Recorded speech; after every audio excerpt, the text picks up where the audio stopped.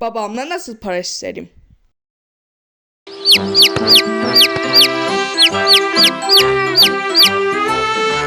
Allah ne kadar yersiz, utanmırsınız Allah. Bes.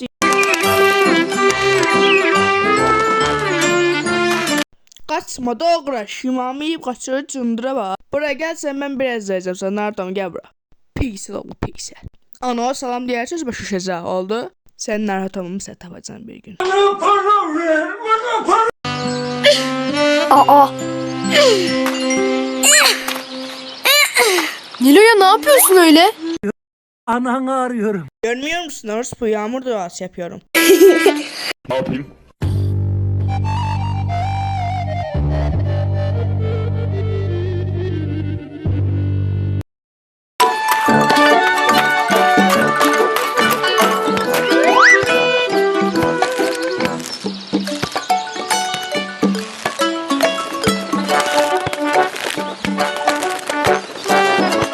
Atamdan pul isteyeceğim. Sonra dönere gidip basacağım.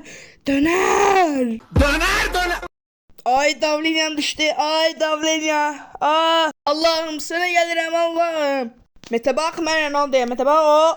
Mete beddua tuttu Mete. Sok içme sarsak. Senin kafanı sikeyim. Kodumun çocuğu gelip şekil şükür yapıyor. Murat ne yapıyorsun sen abla? Abla. Duymuyor musun beni? Bana para ver, bana para. Ver be pulu, beni döneri çıxın gidin de başa düşmürsünüz ha. Aha bildim, bir mat besilyər. Murat sen giclasa en az 2 manat deyə dönər. Xiyar ol xiyara. Məhəmməd sen çox iç və ya əzə bilər o sən. Girmə söhbət.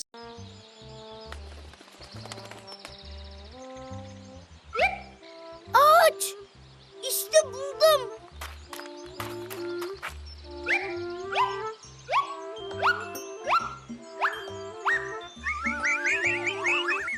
Bakın. Ağaçla evlənəcəm. Ne yapayım? Bana para ver, bana para.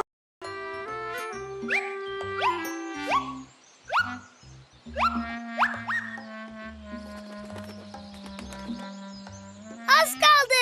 Kuşları Bacam. Kafanı sikeyim.